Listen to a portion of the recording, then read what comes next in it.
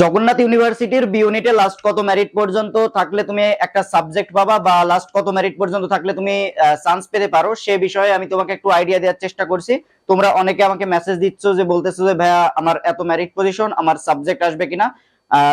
আমি আমার একার পক্ষে তোমাদের সবাইকে রিপ্লাই দেওয়া সম্ভব হচ্ছে না বা অনেক টাইম লেগে যাচ্ছে, সেজন্য আমি ভাবলাম ছোট্ট একটা ভিডিওর মাধ্যমে তোমাদের জানাই দিই যে লাস্ট কত মেরিট পর্যন্ত থাকলে তুমি একটা শিওর চান্স পেতে পারো বা একটা শিওর একটা সাবজেক্ট পেতে পারো।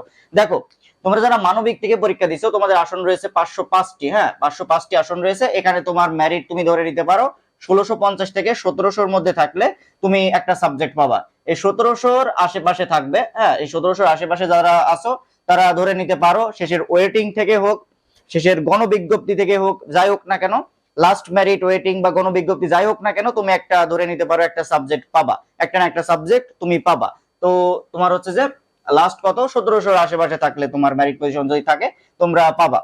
বিজ্ঞানের আসন রয়েছে 130টি। এখানে মেরিট তোমার 280 থেকে 300-র মধ্যে থাকলে, হ্যাঁ 280 থেকে 300-র মধ্যে থাকলে তুমি একটা সাবজেক্ট পাবা। এখানে 300-র আশেপাশে থাকলেই তুমি একটা সাবজেক্ট পাবা।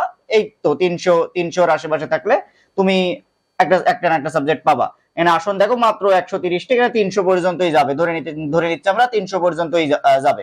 গত বছর এমনই গিয়েছিল, তো এই 300 পর্যন্তই যাবে। আর বাণিজ্যের আসন রয়েছে তোমার তোমার হচ্ছে যে 75টি। বাণিজ্য থেকে যারা ভর্তি পরীক্ষা দিয়েছো তোমার এখানে 75টি আসন রয়েছে। এখানে তোমার মেরিট 150 থেকে 160 এমনই যাবে, 160-এর আশেপাশে থাকবে। তো তুমি এইটাই তোমার ধরে নিতে পারো যে মেরিট পজিশন এইটাই তোমার থাকবে, যে মানবিক থেকে 1700 এর আশেপাশে, বিজ্ঞান থেকে 300 এর আশেপাশে, আর বাণিজ্য থেকে তোমার হচ্ছে যে 160 এর আশেপাশে। এখানে দেখো মাত্র 75টা সিট। হ্যাঁ, 75টা মাত্র সিট, এখানে 160টাই যাবে। মাত্র 130টা সিট, 130টার বিপরীতে ওই 300টাই যাবে। 500টার বিপরীতে এরকম 1650 বা 1700 এমনই যাবে। এর গত বছর এমনই ছিল, তো এমনই থাকবে।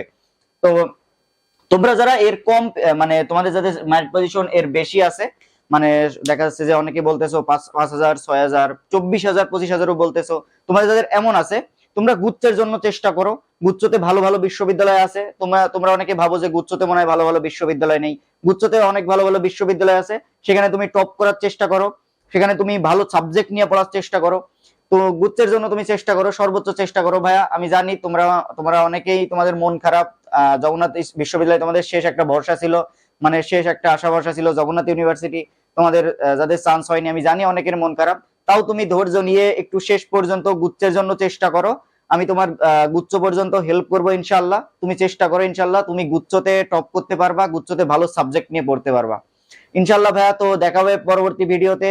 ততক্ষণ সবাই ভালো থাকো। আসসালামু আলাইকুম।